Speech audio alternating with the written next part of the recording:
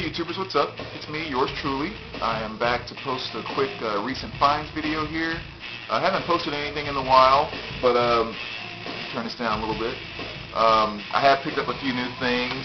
I actually sold a bunch of doubles and some extra double CDs I had about a week or so ago, and I picked up a few new things.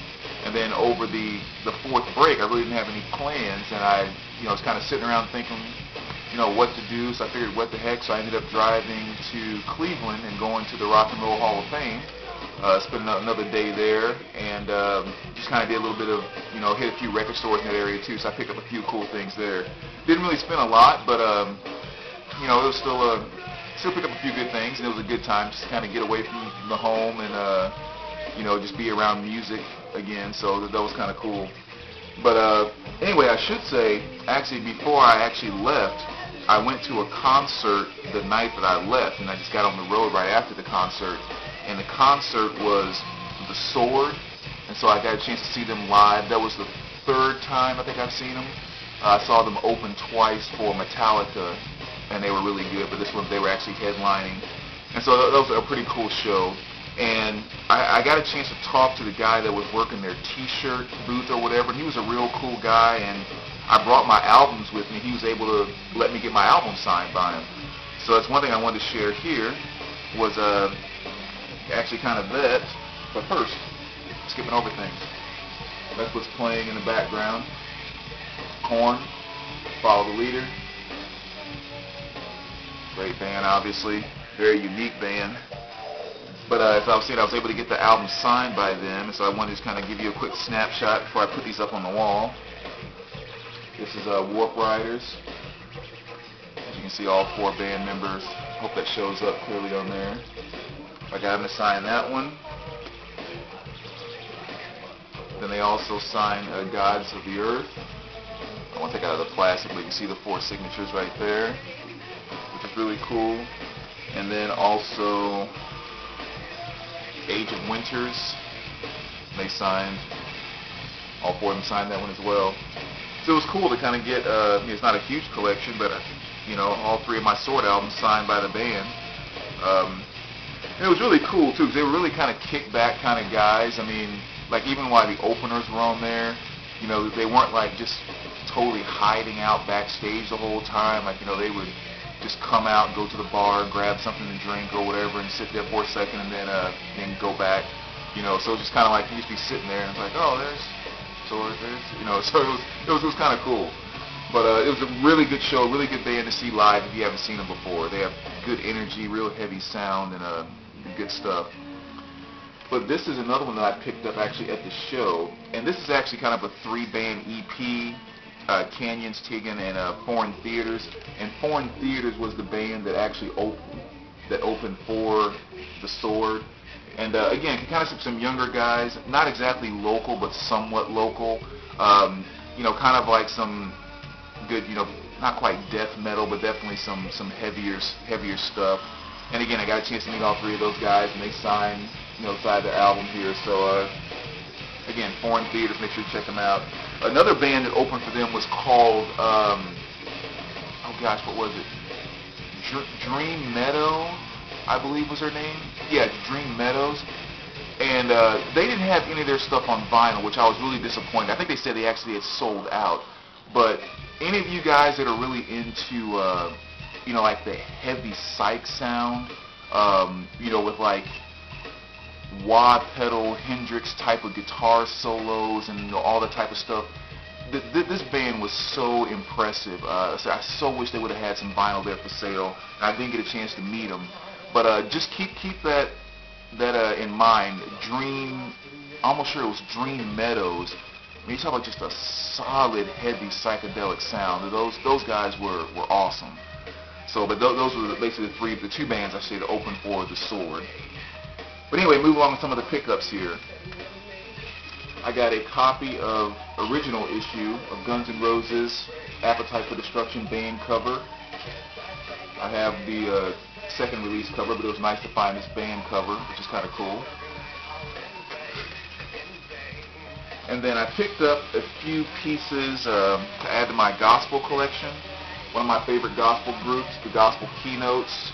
heard me talk about them in a video in the past. I picked up Satan is on the Loose, as well as Gospel Keynotes from the Heart.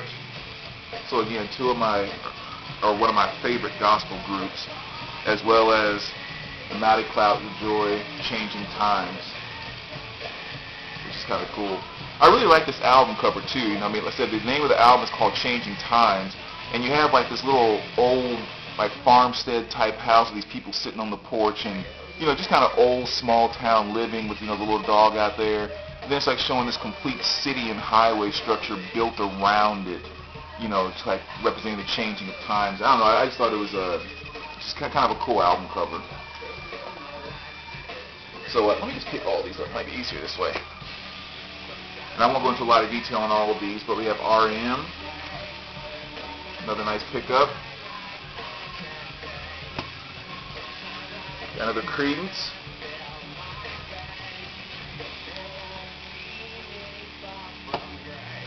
Janis Joplin Live. Nice 2 LP set. Jimi Hendrix, 9 to the Universe.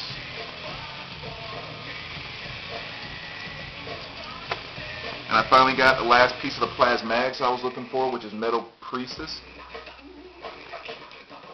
Again, with Wendy O. Williams doing her boob thing she loves to do on all of her covers.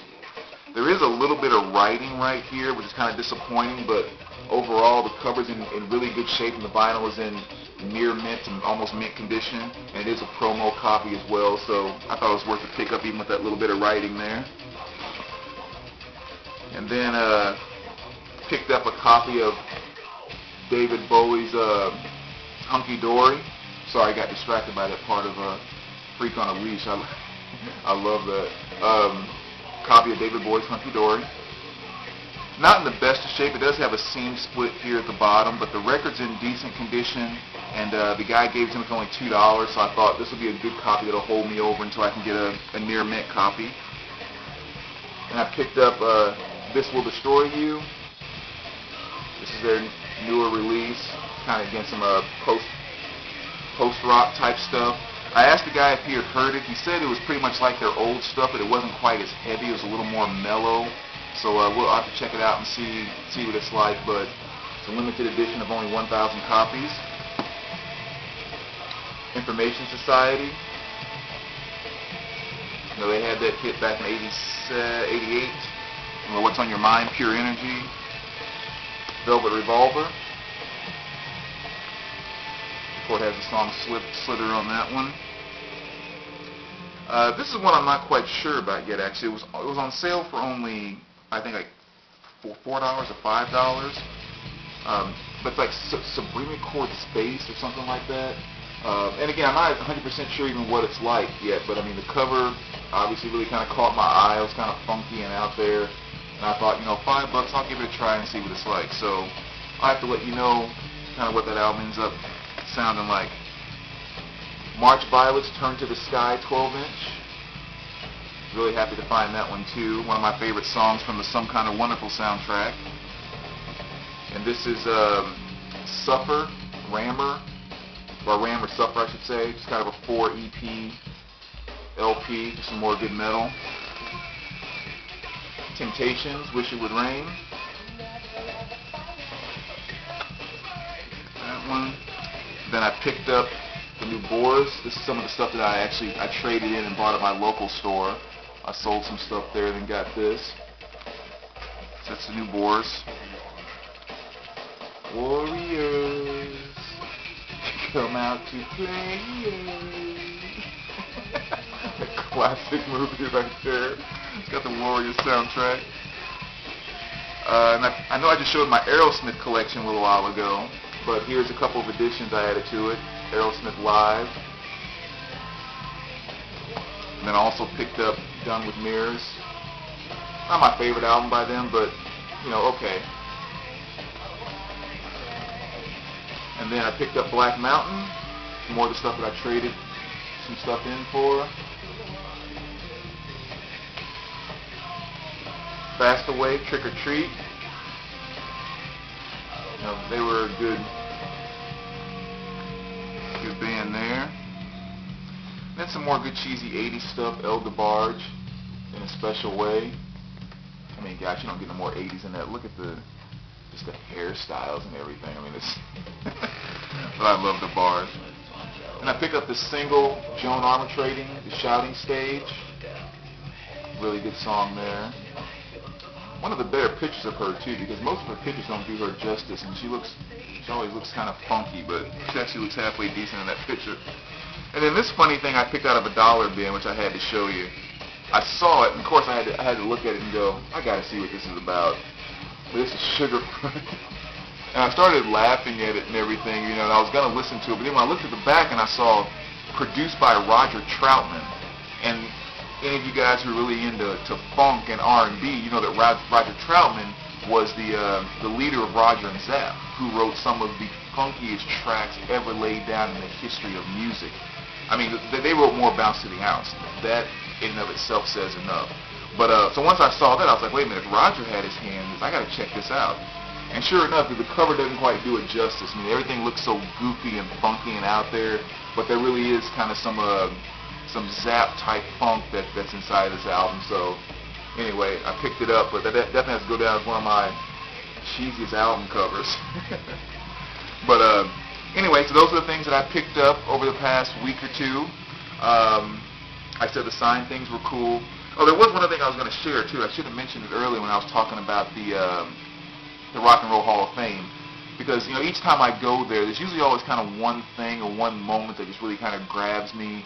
Last time I was there, I talked about when I walked over when Randy Rhoads, the polka dot vest and his polka dot flying V guitar was on a display there, and it just so happened that the song Imagine by John Lennon was playing right when I walked up to that display, and it was just kind of like, whoa. And this time, I think the display that caught me the most was the Otis Redding display, because they had some of his stuff, gear and stuff like that.